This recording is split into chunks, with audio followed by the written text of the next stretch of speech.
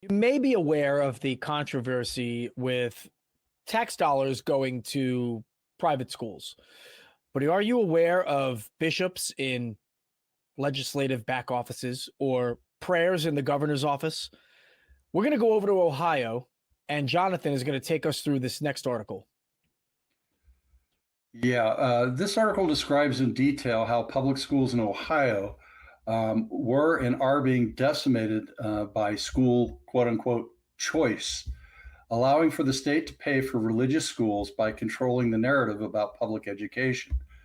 And the old rallying cry of, something to do with children, save the children, help the children, whatever, from bad education or whatever they're talking about, send them to private school with state money, couched as I pay taxes as a parent. I should be able to decide where my money goes for my kid. That is pretty selfish thinking.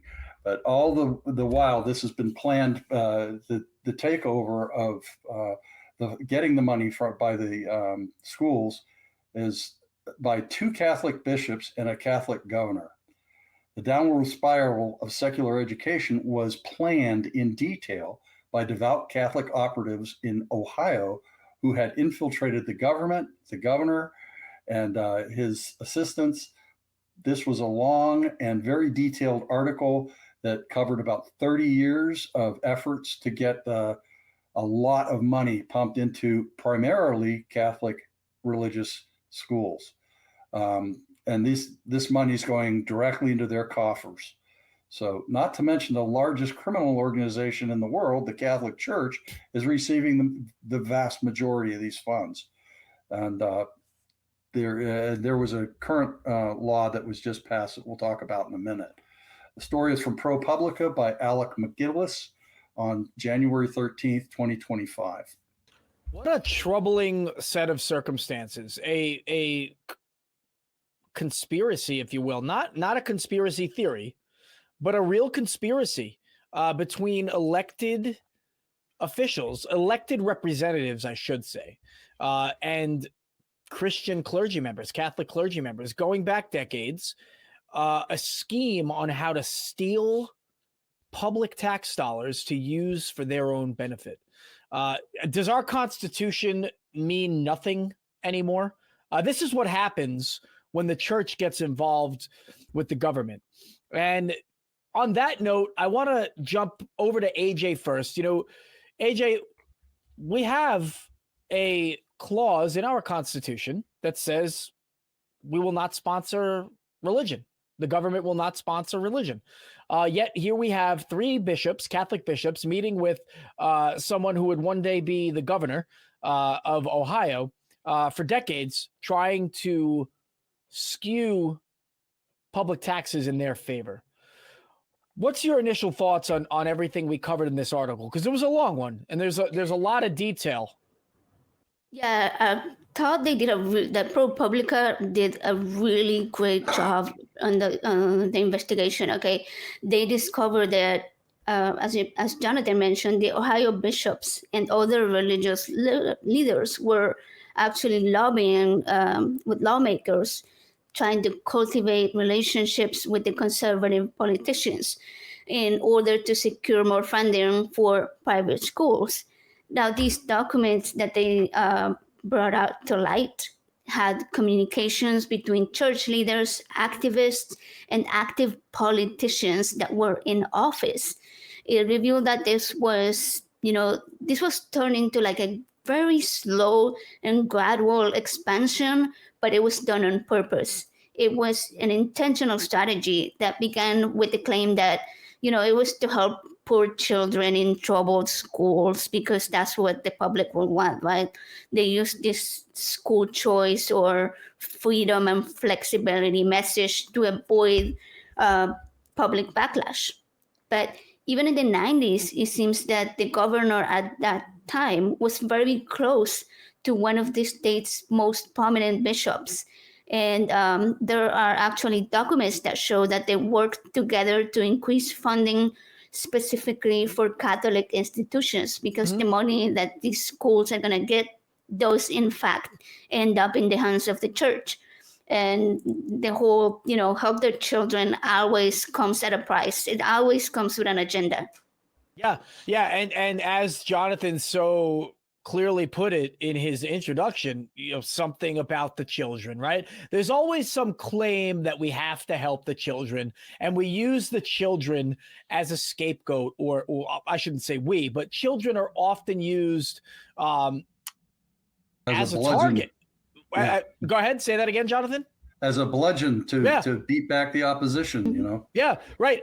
All you got to do is say the magic safe word "children," and everybody's supposed to turn the other cheek, if you will. But what happens? What happens, right, when we have the religion stepping into the government, affecting the money, or taking advantage of the money that they now have their hands on? Jonathan, how does this affect the rest of us? How does this affect public school?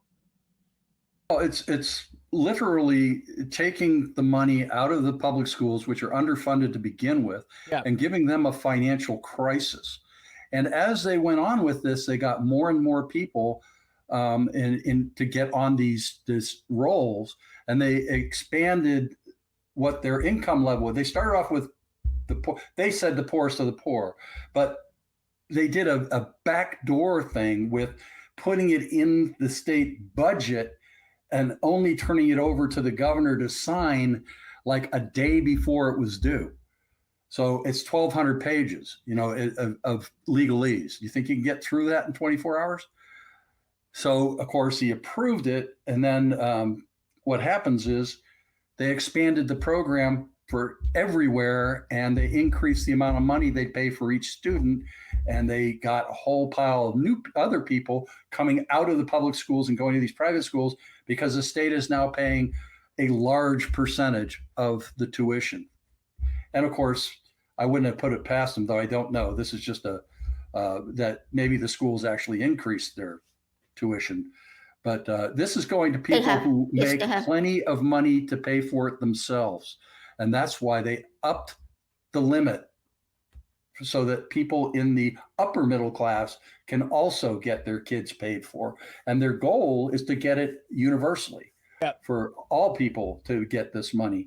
So their goal is to destroy public education entirely. Well, I think I read in the article, too, that this is actually negatively disproportionately affecting African-American children as well, who unfortunately, due to a history of systemic racism, have to deal with the consequences of a society that has alienated them for so long. And it looks like, right, these are conservative lawmakers that are behind this, the same ones who always tout this idea. I shouldn't say tout, preach, if you will, this idea that there is no such thing as systemic racism. Yet we have evidence, right? We have documents. We have 30 years of a plot for systemic racism to take place at the hands of religion, which it has through this country's history.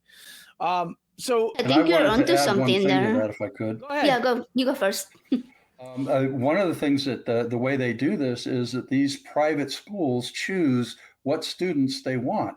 Now, the inner city dioceses, usually there was a white flight to the suburbs, and they lost a lot of their white students. They started admitting Black students, even ones who weren't Catholic, to keep enough students in the place to keep it open. They didn't want to close the schools. So this is one way they did it. And now that they have the money, they are not accepting these kids. The Black population, I forget what the actual stat was, is quite high in these areas. And the population of Black kids accepted to these schools is only 10%. But that's like a third of the percentage in the general population. So that goes and that says a lot. That's how they get minorities out. And so now people get what they wanted, segregated schools, because they're private schools and they don't have to go by any of the DEI, diversity, equality, and integration, or, that's just a shame. That's one thing I just wanted to say. AJ, you had something you wanted to add. Yeah, I was going to mention that you're both making a great point that it isn't all about money. What you said, Jimmy, about the population of people of color is absolutely about having control. The church is trying to control the population that they have. This whole vouchers movement was driven quite largely also by ideological beliefs that religious people that oppose the separation of church and state because they want the church to be in public spaces again where they can control these people. They wanted religion in schools. They just like the way that we've been seeing in many other states, including in Texas, where I live. There recently there was religious field curriculum that was approved, and it's going to be used this year actually. And of course, like the schools that adopt it will be getting some kind of financial incentive. It's like that's all they do. They just dangle money in front of needy schools in exchange for being able to freely indoctrinate them or to send them to a specifically Catholic school. Yeah, this is tribalism at its finest. This is what fascism looks like when the tribe in power has all of the decision making. Well, excuse me, the I would say, yeah, the tribe in power has all of the decision making power for the rest of society. The other tribes, right? The other people that are not like that tribe, in this case, this one being wealthy white Christians, well, they miss out, don't they? And this situation that we're seeing is not just people, poor people, African American people, not just missing out on a chance to go to a better school, but missing out on an equal opportunity for education and an equal opportunity for a better future. I mean, they're missing out on so much more than just an opportunity to attend a school. And so, so many people are in opposition to teaching critical race theory, yet this flies right in the face of that opposition. And so, Jonathan, I wanted to kind of turn to you. Where does this, how well does this represent the situation that we're in America today versus where it was 30 years ago? This started a long time ago. We like to often pat ourselves on the back as American people with the improvements, quote unquote, that we've made. But what does this really represent on where we are? It represents a backsliding quite a bit. I graduated from college in 1980. By that time, when I graduated from college in California, they didn't charge me tuition. Every California resident then got free tuition to a California state university or a UC system. And that was destroyed a year after I left, actually. And they started charging tuition for all students, whereas before it was just foreign students and anybody who was going for an advanced degree. But up through a bachelor's was pretty much paid for. You had a nominal fee for registration and that sort of thing. And you had to buy your books. But other than that, you weren't getting out of school with hundreds of thousands of dollars of debt. So I consider myself very lucky. And the conservatives came into power in 1980 and immediately started dismantling any positive things about the school system, particularly the universities. So I was like, yeah, it's gotten really bad since I was in school. These kids graduate from college with a bachelor's degree, which is now most technical jobs require a master's. They don't have the money to go to the master's because they add another $100,000 to their school debt that they never can pay back. They are in debt for the rest of their lives. There was an 84-year-old woman who recently just paid off her school loans from when she was 23. Oh my goodness. I don't know how she got into that situation. And the only reason I say that is because based on what you just said, and my own mother-in-law, I think she paid $600 for a semester of school. Yeah, like it's freaking nuts, the statistics I've heard. But yeah, she got her degree. In all fairness, she got her degree when she was like 35 or 40. She was Okay. well into the late 80s when she got her degree. So, Well, AJ, I want to pivot to you and get your reaction to what we're seeing now. I mean, what is this dismantling our society? What are your thoughts on how public education is being affected, and is it even an education anymore once these institutions, these clergy members get their hands in it? I think that's the goal. The goal is to strike down public education and replacing it with religious dogma, because it's meant to uneducate the people. An uneducated population is much easier to control, as we've experienced recently. But one irony that I found here was that the supporters of the vouchers program were claiming that the program doesn't directly fund religious schools because the money goes to the families. But these families are using that money to pay tuition at private schools, and private schools are majorly religious. So ultimately, the money is going to end up in these religious institutions' hands. For example, like 70% of private schools in Ohio are religious. Half of them are Catholic. There's a major Amish population there. So in other states, it may be a little bit different, between the Catholic and the Christians. But that's the majority of them. There's like very few Islamic private schools. There's like very few completely secular private schools. I think And if there's they like 20%. it probably a lot of Ohio families are not trying to put their kids in those schools, right? Right. yeah. Right. Yeah. There were like 13, I think, Islamic schools, and the only complaint they ever had about the private schools came from one of the Islamic schools, and they had to pass a law that meant that all these schools that were getting money had to meet the same standards and pass the same tests as public education. So, and it was a problem with the facilities. So the facilities have to meet the same standards as well. Yeah.